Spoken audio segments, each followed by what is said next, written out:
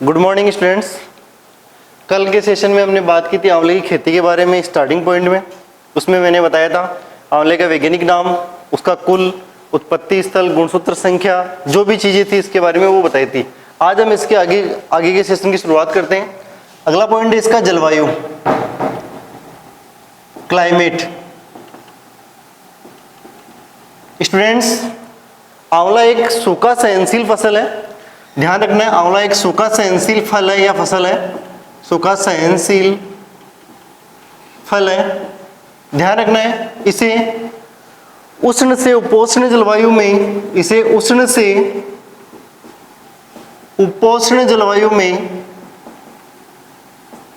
उष्ण से उपोष्ण जलवायु में आसानी से उगाया जा सकता है। इसे उष्ण व उपोष्ण जलवायु में आसानी से उगाया जा सकता है।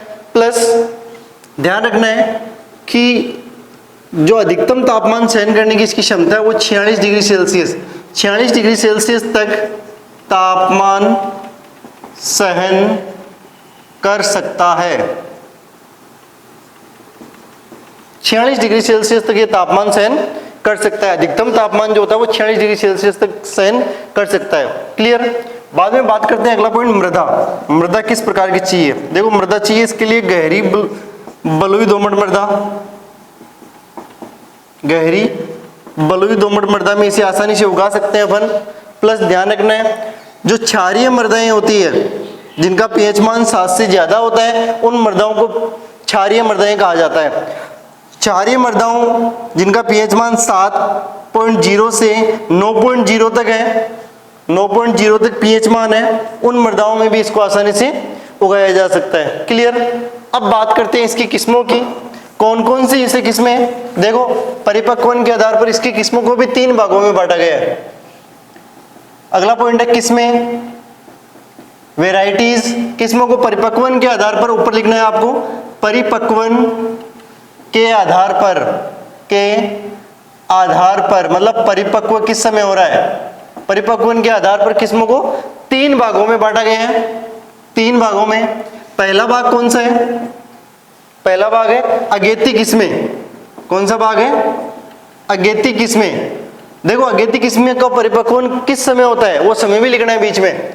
मध्य अक्टूबर से, मध्य अक्टूबर से मध्य नवंबर। कौन सा समय होता है परिपक्वन का? मध्य अक्टूबर से मध्य नवंबर। इसमें किस्में कौन कौन सी होती है? किस्मों के भी नाम लिखो आप। इसमें किस्में बनारसी, NA9 जिसको नरेंद्र आंवला 9 बोलते हैं। NA का मतलब नरेंद्र आंवला होगा। Banarasi NA9 Goma, Banarasi NA9 Goma. ऐश्वर्या, ऐश्वर्या, बलवंत। ये किस्में अगेती किस्में अंगूर सॉरी आंवले की। दूसरा बात करें मध्यम किस्में। मध्यम किस्में कौन कौन सी है? इनका जो समय होता है परिपक्वन का वो मध्य नवंबर से मध्य दिसंबर होता है। परिपक्वन का समय क्या है? मध्य नवंबर से मध्य दिसंबर होता है। देखो, यहाँ पर मध्य अक्टूबर से मध्य नवंबर था, ये जो मध्य होगा, मध्य किस्में जो होगी वो मध्य नवंबर से मध्य दिसंबर होगी। किस्में है कौन कौन सी? पहला है फ्रांसिस। फ्रांसिस एक किस्म है जिसका अन्य नाम है हाथी झूल। फ्रांसिस एक किस्म है जिसका नाम है हाथी झूल। फिर अपन बात करते हैं किस्म है कृष्णा, जिसको NA4 बोला जाता है। कंचन NA5, NA का मतलब होता है नरेंद्र आंवला। अमृत NA6। फ्रांसिस, कृष्णा, कंचन, अमृत। फिर अगली किस्म है नीलम NA7। फिर बात करते हैं आनंद वन। आनंद वन नाम की किस्म है। आनंद 2, आनंद 3। ये किसमें है? मध्यम किसमें? जिनका परिपक्वन का जो समय है वो मध्य नवंबर से मध्य दिसंबर होता है। क्लियर। बात करते हैं तीसरे प्रकार की, किसमें? देरी से पकने वाली किस्में। देरी से पकने वाली, देरी से पकने वाली किस्में का समय जो होगा वो होगा मध्य दिसंबर से मध्य जनवरी। जो इनका परिपक्वन काल होगा वो मध्य दिसंबर से मध्य जनवरी होगा। किसमें कौन कौन सी है इसमें? देखो, चकेया, भवानी सागर, चकेया, भवानी सागर, लक्ष्मी बावन, ये तीन किस्में हैं जो देरी से पकने वाली किस्में हैं। चकेया, भवानी सागर, लक्ष्मी बावन। क्लियर। ये किस्में थी परिपक्वन के आधार पर तीन प्रकार की, अगेती किस्में, मध्यम किस्में और देरी से पकने वाली किस्में। क्लियर। अब बात करते हैं आगे इसके प्रवर्धन के बारे में। प्रवर्धन किस प्रकार किया जाता है? जेड के एग्जाम में इसकी किस्में भी, इस किस्मों से बहुत सारे क्वेश्चन आते हैं। नेक्स्ट, प्रवर्धन। प्रवर्धन को बोलते हैं प्रोपेगेशन।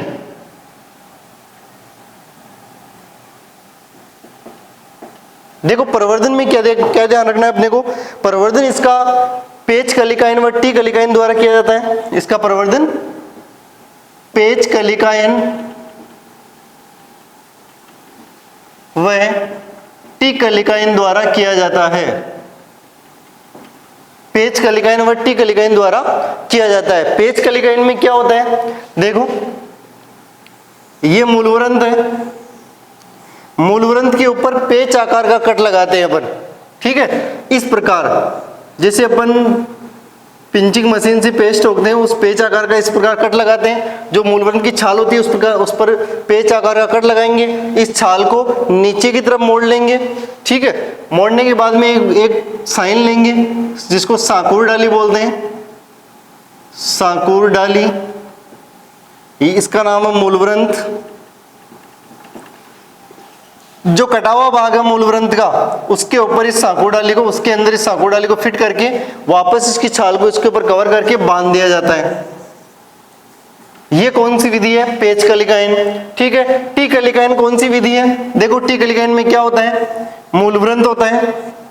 मूलवृंत पर मैंने बताया था पहले भी कि टी आकार का कट लगाया जाता है। ठीक है, एक साइन लेते हैं, छोटी सी साइन लेते हैं, साइन को टी आकार के कट में फिट किया जाता है। ये टी आकार का कट है, इसके अंदर साइन को फिट किया और इसको बांध दिया जाता है। ये होता है टी कलिकायन। ठीक है, बात करते हैं आगे इसके पौधरोपण की विधि के बारे में। ये था इसका प्रवर्धन। आगे है पौधरोपण की विधि। देखो, पौधरोपण की विधि, प्लांटिंग मेथड। पौधरोपण की विधि में अपन देखते हैं कि पौधे लगाने का समय क्या होता है। पौधे लगाने का जो समय है, पौधे लगाने का समय जुलाई अगस्त होगा। पौधे लगाने का समय क्या होगा? जुलाई अगस्त। जो इसमें पौधे से पौधे की दूरी रखी जाएगी वो रखी जाएगी 8 × 8 मीटर। पौधे से पौधे की दूरी कितनी रखी जाएगी? 8 × 8 मीटर। गड्ढे का जो आकार रखा जाएगा, गड्ढे का आकार 1 × 1 × 1 मीटर रखा जाता है। इस आकार का गड्ढा खोदा जाता है। कितनी दूरी पर खोदा जाता है? जो पौधों की दूरी रहेगी वो भी गड्ढे से गड्ढे के बीच की दूरी रहेगी 8 × 8 मीटर। बात करते हैं प्रति गड्ढा कितना खाद एवं उर्वरक डालेंगे गड्ढा भरते समय। प्रति गड्ढा 20 से 25 किलो, 20 से 25 किलो FYM, 1 किलो सुपर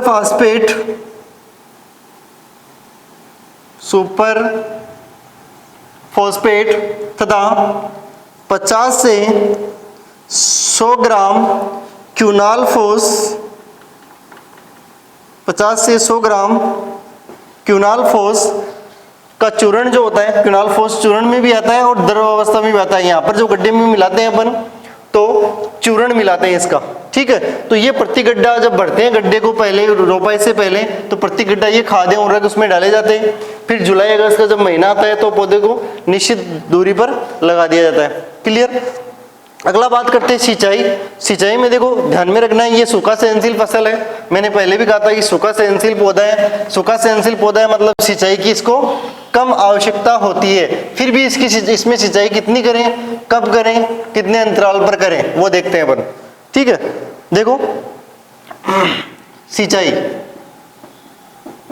लगभग अपने को ध्यान में रखना है, निश्चित अंतराल मतलब 15 से 20 दिन के अंतराल पर इसमें सिंचाई करते रहना है। ठीक है, उसके अलावा ये सिंचाई का हो गया।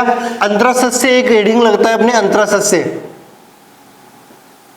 देखो प्रारंभ के जो वर्ष होते हैं, प्रारंभिक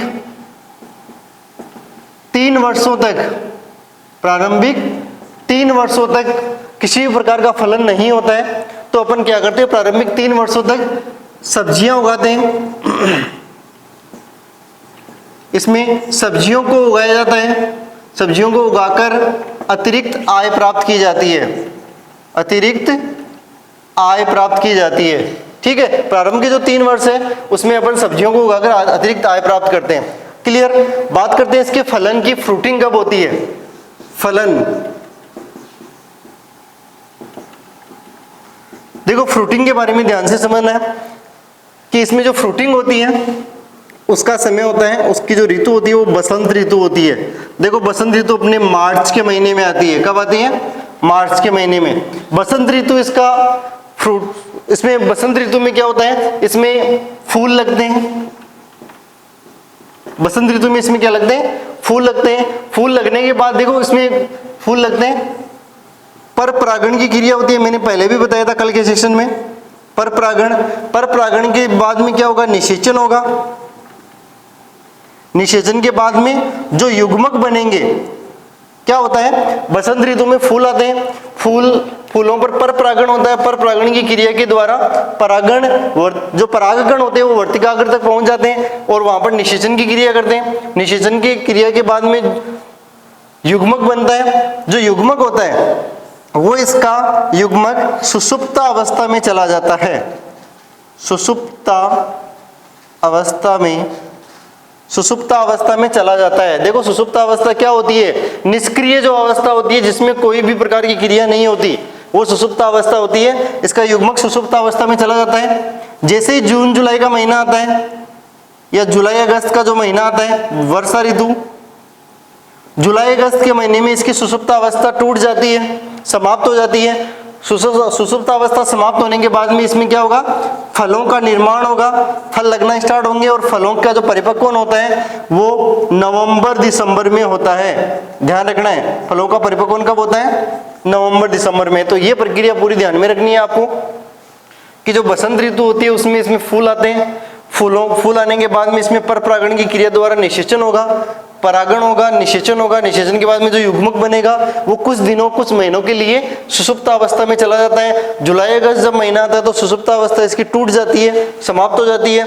सुषुप्त अवस्था समाप्त होने के उपरांत उस युग्मक से फल बनना स्टार्ट होता है और फल बनकर तैयार कब हो जाता है, नवंबर और दिसंबर के महीने में तैयार हो जाता है। क्लियर। अब बात करते हैं आगे संधाई व काट छांट की। संधाई व काट छांट, संधाई व काट छांट मैंने बताया था, अनेक फलों में मैंने बता दिया। संधाई का मतलब होता है पौधे को काट छांट करके एक निश्चित आकार देने की क्रिया संधाई कहलाती है। ठीक है। और अंगूर में अपन ने संधाई की 4 विधियां भी पढ़ी थी, वो विधियां केवल अंगूर के लिए ही है। वैसे संधाई की 2-3 विधियां अलग होती हैं। देखो ध्यान में क्या रखना है, संधाई व काट छांट। संधाई व काट छांट में इतना ही ध्यान में रखना है कि जब फल लगना प्रारंभ नहीं होते, जब तक 2-3 सालों तक, तब तक अपन क्या करते हैं कि संधाई के द्वारा पौधे को एक निश्चित आकार देते हैं। क्लियर। और जब फल लगना प्रारंभ हो जाते हैं तब उसमें सूखी शाखाएं, सूखी, रोगग्रस्त, इन शाखाओं को काटकर अलग कर दिया जाता है, उसको बोलते हैं काट छांट। क्लियर। बात करते हैं पौध संरक्षण की। पौध संरक्षण में मैंने बताया था 3 चीजें पढ़ेंगे, कीट, रोग और कायकीय विकार। देखो पौध संरक्षण, पौध संरक्षण में सबसे पहले बात करेंगे अपन कीटों की। सबसे पहले है कीट और पहला कीट है छाल भक्षक कीट। कौन सा कीट है, छाल भक्षक कीट, बार्क ईटर इंसेक्ट, छाल भक्षक कीट। क्या करता है ये कीट? इस कीट के जो लार्वा होते हैं, इस कीट के जो लार्वा होते हैं, लार्वा तने में घुसते हैं, तने में घुसकर सुरंगें बना देते हैं, सुरंगें बना देते हैं। क्या होता है? इस कीट के लार्वा तने में घुसकर सुरंगें बना देते हैं। ठीक है, सुरंगें बनाने के बाद में ये छाल को खाना प्रारंभ करते हैं और छाल को नष्ट कर देते हैं। ठीक है, इसका करें क्या? इसका नियंत्रण क्या होगा? नियंत्रण करने के लिए अपन क्या करेंगे? जो रुई होती है, रुई को केरोसिन या पेट्रोल या केरोसिन का जो तेल होता है या क्विनाल्फोस द्रव अवस्था में भी आता है, द्रव अवस्था में जो क्विनाल्फोस आता है, इनमें रुई के पोहे को भिगोकर जो सुरंगें बनाई है, जो छेद बनाए हैं, उनके ऊपर रखा जाता है और उनके अंदर उसको पिचका के पेट्रोल, केरोसिन या क्विनाल्फोस को सुरंगों में भर दिया जाता है, जिससे जो कीड़ा होता है अंदर घुसा हुआ वो नष्ट हो जाता है और इसका नियंत्रण हो जाता है। दूसरा कीट है इसका शूट गाल मेकर। शूट गाल मेकर, देखो शूट गाल मेकर। शूट का मतलब होता है पर्रो है। क्या मतलब होता है? पर्रो है, या जो भी शाखाओं का अग्रभाग होता है उसको शूट बोलते हैं। गाल का मतलब होता है गांठ, गाल का मतलब होता है गांठ, मेकर मतलब बनाने वाला। क्या होता है? ये कीड़ा क्या करता है, ये कीट क्या करता है? जो शाखाओं का अग्रिम भाग है, शाखाओं के अग्रिम भाग को गांठों में बदल देता है और इन गांठों में काले रंग का कीड़ा होता है। इन गांठों में काले रंग का कीड़ा होता है। ठीक है, क्या करता है शूट गाल मेकर? शूट का मतलब पर्रो है, भाग, अग्रिम भाग गांठों के रूप में परिवर्तित हो जाता है शाखाओं का, जिसमें उन गांठों को काट कर देखे अपन तो इसमें काले रंग का कीड़ा निकलता है। नियंत्रण कैसे करें इसका? देखो, इसके नियंत्रण के लिए जितनी भी गांठें बनी हुई है उन गांठों को तोड़कर उसको सुखाकर जला सकते हैं। एक नियंत्रण तो ये हो गया। दूसरा नियंत्रण इसका होता है क्लोरोपाइरीफोस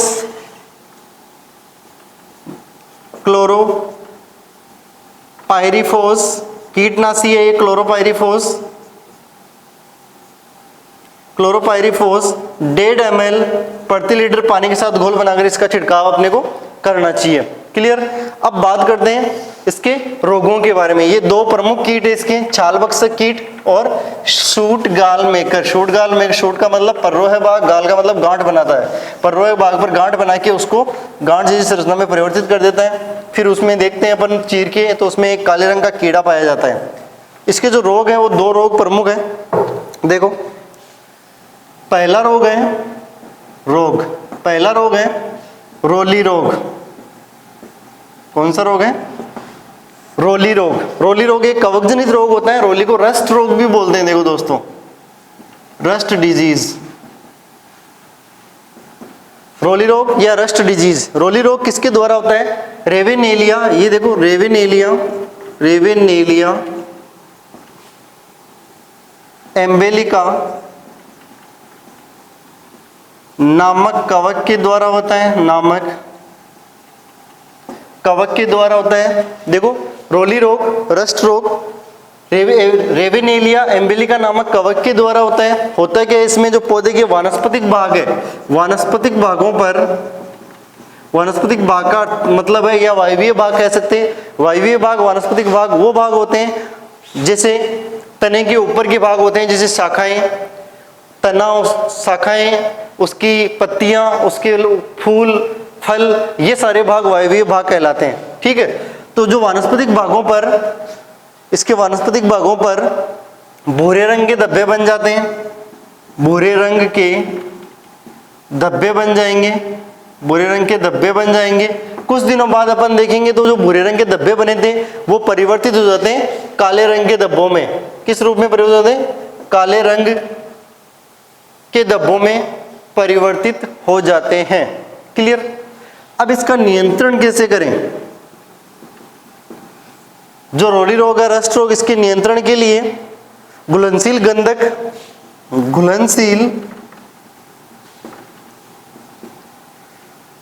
गंधक या क्लोरेथेलोनील,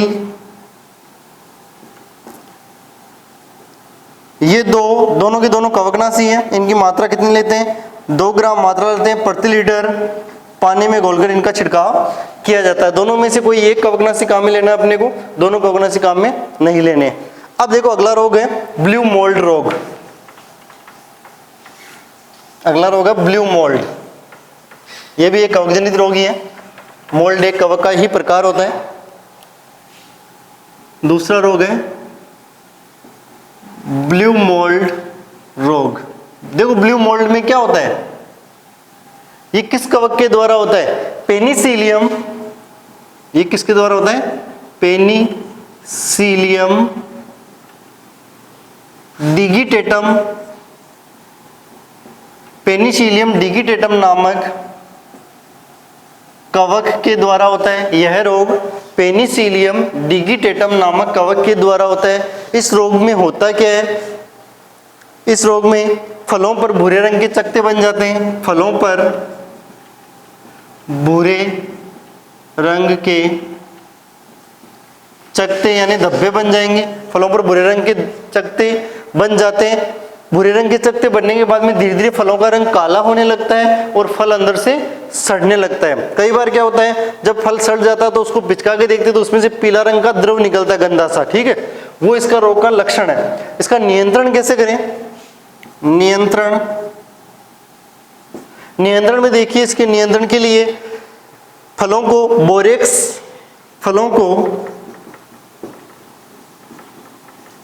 बोरेक्स व सोडियम क्लोराइड के घोल से उपचारित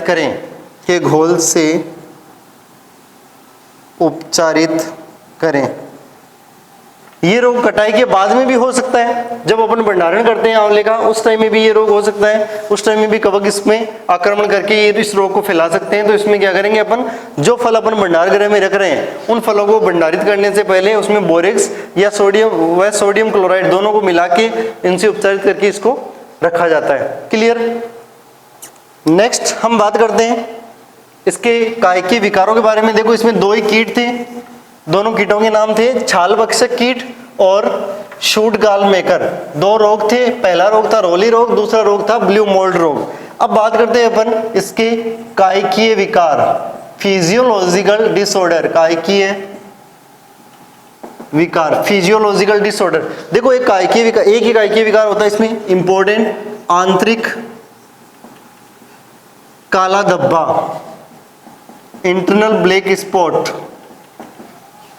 आंतरिक काला धब्बा, इंटरनल ब्लैक स्पॉट।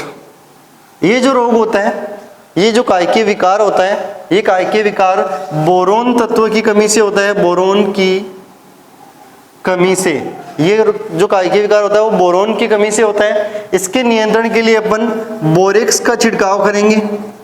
बोरेक्स 6 ग्राम प्रति लीटर पानी में घोल बनाकर इसका छिड़काव करते हैं। बोरेक्स नामक जो उर्वरक है, जिसमें मैंने बताया था 11% बोरोन होती है, तो बोरोन की कमी को दूर करने के लिए बोरेक्स का 6 ग्राम प्रति लीटर पानी के साथ घोल बनाकर छिड़काव करना चाहिए। क्लियर। अब बात करते हैं सेकंड लास्ट हेडिंग की, तुड़ाई। उसके बाद में बात करेंगे उपज और लास्ट हेडिंग रहेगा भंडारण। देखो तुड़ाई क्या है, कब करते हैं इसकी तुड़ाई? तुड़ाई का समय मैंने बताया भी था। तुड़ाई या हार्वेस्टिंग। देखो फलों का परिपक्वन कब होता है? मैंने फलन में बताया था, अभी फलन टॉपिक पढ़ा था अपन ने। मैंने बताया था कि फलों का जो परिपक्वन होता है वो नवंबर दिसंबर में होता है। कब होता है? नवंबर दिसंबर के महीने में फलों का परिपक्वन होता है। जैसे ही फलों का आकार निश्चित आकार हो जाता है तो नवंबर दिसंबर में अपन इसकी तुड़ाई करके इनको बेच सकते हैं। बात करते हैं सेकंड लास्ट हेडिंग की, उपज, जिसको यील्ड बोला जाता है इंग्लिश में। उपज कितनी प्राप्त होती है इससे? 50 से 100 किलो फल प्रति पौधा प्राप्त होते हैं। 50 से 100 किलो फल प्रति पौधा प्राप्त होते हैं। और इसका जो भंडारण किया जाता है, लास्ट हेडिंग भंडारण कितने तापमान पर करते हैं? देखो 12 डिग्री सेल्सियस तापमान रखते हैं भंडारण में। 12 डिग्री सेल्सियस तापमान पर आर्द्रता रखी जाती है 90% आर्द्रता के साथ। इसको 12 डिग्री सेल्सियस तापमान पर 90% आर्द्रता के साथ 15 दिनों तक सुरक्षित रखा जा सकता है। कितने दिनों तक? 15 दिनों तक सुरक्षित रखा जा सकता है। क्लियर? ये थी दोस्तों आंवले की खेती। ये जो मैं जो भी कल्टीवेशन पढ़ा रहा हूँ, ये सभी प्रकार की जो कल्टीवेशन है वो कल्टीवेशन आपकी बोर्ड के लिए तो इम्पोर्टेंट है ही है, प्लस जो जेट है, आईसीआर है, जितने भी आपके एग्जाम होंगे, एंट्रेंस एग्जाम, उन एग्जाम्स के लिए भी ये इम्पोर्टेंट है। मैं थोड़ा सा रिवाइज कर देता हूँ आंवले के बारे में बड़े तौर पर। आंवले का वैज्ञानिक नाम एम्बेलिका ऑफिशिनेलिस होता है। यूफोर्बिएसी इसका कुल होता है। इसका उत्पत्ति स्थल भारत है, ध्यान रखा जाता है। अपन बात करें इसके इंपॉर्टेंट पॉइंट की, तो मैंने बताया था कि इसमें पर परागण होता है। क्या होता है? इसमें पर परागण होता है। सर्वाधिक उत्पादन देखा जाए आंवले का, तो सर्वाधिक उत्पादन भारत में होता है विश्व में। भारत में इसका सर्वाधिक उत्पादन यूपी, और यूपी का प्रतापगढ़ जिला इसके उत्पादन के लिए सबसे अच्छा माना जाता है। बात करते हैं राजस्थान की, तो राजस्थान के अजमेर जिले में इसका सर्वाधिक उत्पादन होता है। ठीक है, आशा करता हूं कि ये आपको समझ में आया होगा। इनको अच्छे नोट्स बना के इनको लिखना है तरीके से। ठीक है, नेक्स्ट सेशन में अपन बात करेंगे, अगला जो अपना पॉइंट है या अगला जो अपना फ्रूट है वो है अनार की खेती। So thank you.